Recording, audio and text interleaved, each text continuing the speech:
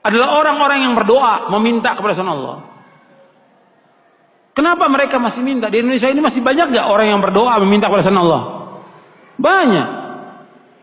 Mereka datang ke kubur-kubur yang dianggap kubur wali songo, dan kuburan yang dianggap keramat oleh mereka, kuburan yang kata mereka mengandung barokah. Nggak ada dalam Islam kuburan yang keramat, kuburan mengandung barokah, nggak ada di muka bumi, tidak ada sama sekali, nggak ada. Kemudian mereka datang ke sana. Seandainya mereka orang soleh, betul orang soleh, nggak bisa mereka mengabulkan doa, nggak bisa. Mereka mendengar pun nggak bisa. Seandainya mereka mendengar kata Allah, nggak bisa menjawab. Kan di sini Allah sebutkan di sini, "Man la yastajibu lahu", nggak bisa menjawab, nggak bisa mengabulkan sampai hari kiamat. Makanya kebodohan yang paling bodoh dan kesesatan yang paling sesat orang-orang yang datang berbondong-bondong ke kubur para wali untuk minta di sana. Kalau ziarah kubur boleh, perhatikan ini, jangan salah paham. Tolong perhatikan, dengarkan baik-baik, jangan salah paham. Kalau ziarah kubur ke kuburan kaum muslimin boleh, dianjurkan oleh Nabi Muhammad SAW. Ziarah kubur ke kuburannya pemakaman kaum muslimin boleh, sunnah, dianjurkan oleh Rasulullah SAW. Kata Nabi, kuntu nahaitukum an ziyaratul kubur fazuruha fa inna tudzakirukumul akhirah. Kata Nabi, aku pernah melarang kalian untuk ziarah kubur, sekarang boleh kamu ziarah kubur, karena ziarah kubur mengingatkan kalian kepada akhirat. Dalam riwayat yang lain disebutkan bahwa ziarah kubur mengingatkan kalian kepada kematian.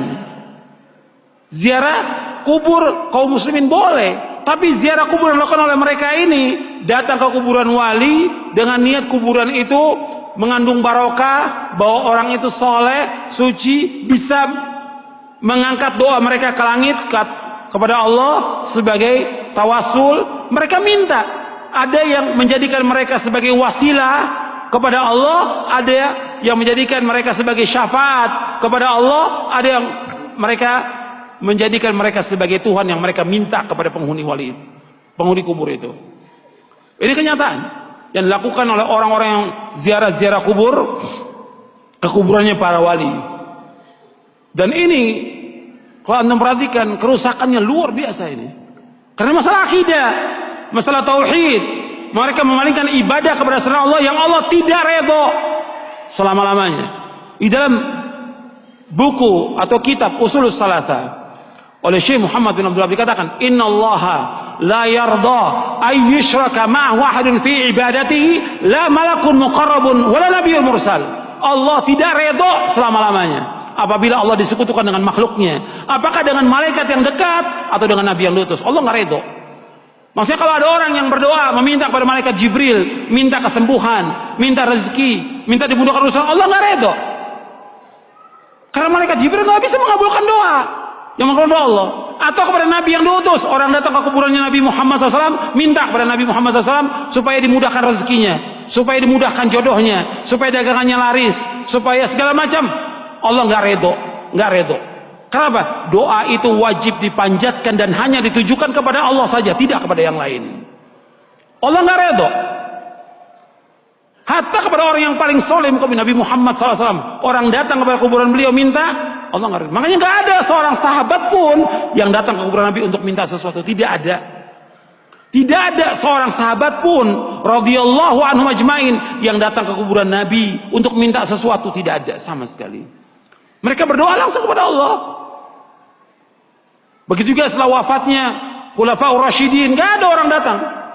Tapi belakangan di abad kedua, ketiga mulai, siapa yang melakukan pertama kali penyembahan kepada kubur yang dikeramatkan pertama kali di muka bumi? Syiah.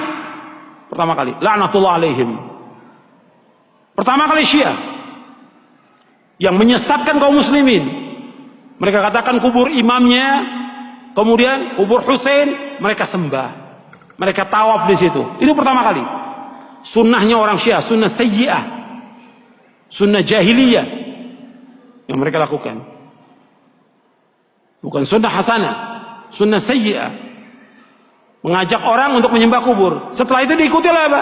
Diikuti oleh yang kedua, torekot sufiyah. Yang pertama Syiah, laknatullah alaihim. Yang kedua tarekat Sufiyah, menganggap bahwa gurunya, syekhnya sebagai wali, sudah mencapai tingkatan yang paling tinggi, sampai datang. Sampai syekhnya mengatakan di buku-buku mereka, di kitab mereka, kalau kamu mengalami kesulitan, kesusahan dan saya sudah mati, kamu datang ke kubur saya, kata mereka begitu. Ini sesat dan menyesatkan kaum muslimin. Anda melihat sekarang tambah banyak orang yang pertama kali mulai kuburan itu disembah, kemudian dibangun kubur di dalam masjid, itulah orang-orang Syiah. Nggak akan bertemu dalam Islam antara kuburan dengan masjid selama-lamanya, tidak akan ketemu dalam Islam. Adapun kuburan Nabi Sallallahu Alaihi Wasallam itu di luar masjid. Kemudian pada Khalifah zaman Abdul Malik dibongkar, dimasukkan, dan sahabat sudah mengingkari yang masih hidup pada zaman itu.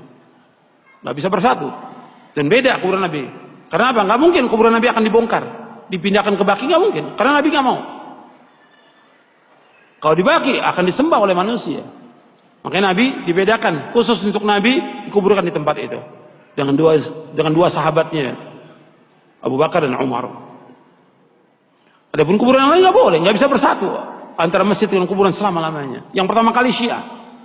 Karena ini perbuatan siapa? Perbuatannya orang-orang Yahudi dan Nasrani. Maka 5 hari menjelang wafatnya Rasulullah mengatakan, la'natullahi 'alal yahudi wan nasara ittakhadhu qubur anbiya'i masajid wa ana anhaakum an dzalik. Mudah-mudahan, kata Nabi SAW, 5 hari menjelang wafat, mudah-mudahan Allah melaknat orang Yahudi dan Nasrani karena mereka menjadikan kubur Nabi mereka sebagai tempat ibadah. Aku larang kalian jangan melakukan seperti mereka.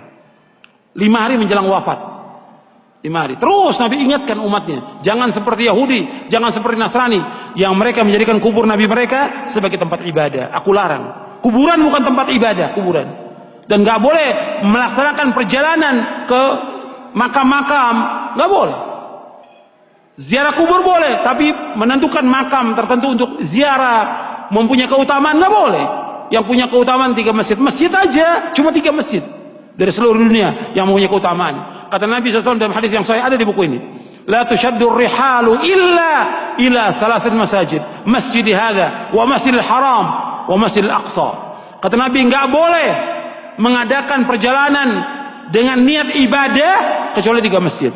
Tidak boleh mengadakan perjalanan safar dengan tujuan ibadah kecuali 3 masjid. Pertama masjidku ini, Masjid Nabawi. Yang kedua Masjidil Haram. Yang ketiga Masjid Aqsa. Masjid aja nggak boleh. Ada di Bandung umpamanya ada masjid yang bagus, orang mengatakan bahwa masjid itu punya keutamaan, nggak boleh. Semua masjid sama. Masjid di sini di Pustai atau masjid yang lain yang dibangun semua sama. Ganjarannya sama kalau orang sholat di dalamnya, kecuali 3 masjid. Masjid Nabawi sekali sholat di sana 1000 lebih dari masjid yang lain. Kalau di Mekah, di Masjidil Haram, di Mekah maksudnya di Masjidil Haram saja, bukan di masjid yang lain. Di Mekah bukan, di Masjidil Haram saja itu 100.000 keutamaannya dari masjid yang lain seluruh dunia. Kalau di Masjidil Aqsa 250. Itu keutamaan yang disebutkan oleh Rasulullah Sallallahu Alaihi Wasallam. Kalau masjid yang nggak punya keutamaan kecuali 3 masjid, apalagi kuburan. Kuburan nggak punya keutamaan sama sekali. Makanya orang-orang yang datang dan meminta ke kubur-kubur, Allah menyebutkan dalam Al-Quran ini orang yang paling sesat di muka bumi. Antum catat tuh ayatnya, ya, surah Al-Ahqaf surah 46 ayat 5 dan 6. Ini dalil